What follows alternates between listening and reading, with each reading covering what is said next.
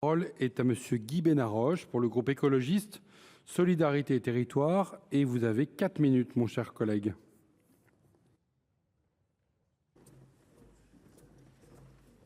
Bonjour, Monsieur le Président.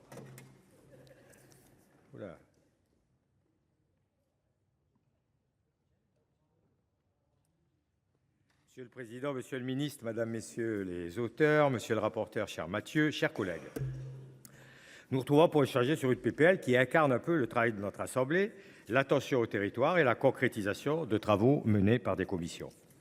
En avril dernier, nous avions pu, lors d'un déplacement en Polynésie avec nos collègues Lana Tetuani et Teva Rohfrich, aller à la rencontre des acteurs locaux, explorer ce que beaucoup considèrent à juste titre comme le modèle le plus abouti de l'autonomie institutionnelle, rendu possible par notre Constitution, modèle le plus abouti mais aussi inachevé.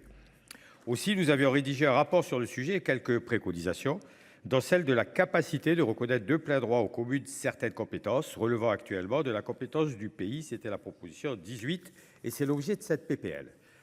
Actuellement, comme cela a été répété dans le rapport d'information de 2024, nous assistons à la réticence du pays à mettre en œuvre l'article 43 de la loi organique que nous souhaitons modifier. En 20 ans et en prenant en compte l'élargissement de 2019, des compétences en jeu pouvant être mobilisées par une commune après approbation par une loi de pays, seules 3 lois de pays ont autorisé l'exercice d'une partie de ces compétences sur des questions très limitées ou lors de circonstances exceptionnelles. Le rapporteur l'a bien résumé.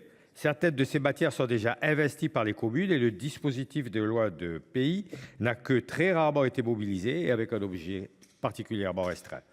Cela fait peser un risque juridique fort sur les collectivités qui, dans les faits, exercent parfois déjà de facto certaines de ces compétences de proximité. Aussi, notre commission a travaillé sur la notion d'opérationnalité de la mesure en prévoyant qu'une convention facultative puisse être conclue entre les communes ou les EPCI et la Polynésie française afin de préciser le cadre de ces interventions et les moyens mis à leur disposition et en prévoyant également un mécanisme d'information préalable du pays sur les actions que les communes ou les EPCI entendent mener. Le dispositif proposé vise donc à permettre de se détacher d'une autorisation votée par l'Assemblée en la remplaçant par des conventions entre la Polynésie et les communes ou EPCI. Il reprend la promesse, elle aussi inachevée, de la loi 3DS, celle de la différenciation. Il ne s'agit pas d'imposer de nouvelles compétences aux communes de manière globale, mais de permettre à celles qui en ont envie ou besoin, et aussi les moyens de le faire. Une possibilité d'agir, mais dans un cadre de coordination avec le pays. Ce texte a reçu un soutien massif des maires, 45 sur 48, et un soutien tout aussi massif initialement de l'Assemblée. En effet, dans son rapport, la commission des institutions de l'Assemblée de la Polynésie française avait rendu un avis unanimement favorable à ce texte pour des raisons plus complexes, vraisemblablement liées au contexte politique local et à l'arrivée potentielle d'un autre texte concurrent. Motaï Brouversson, le président du pays, et Anthony Guéros, le président de l'Assemblée de la Polynésie française, ont localement exprimé et fait basculer le consensus pourtant établi. Cela nous amène tout de même, il faut le noter, au choix insatisfaisant, il l'est quand même, de voter un texte sans cette unanimité pourtant à la base des travaux.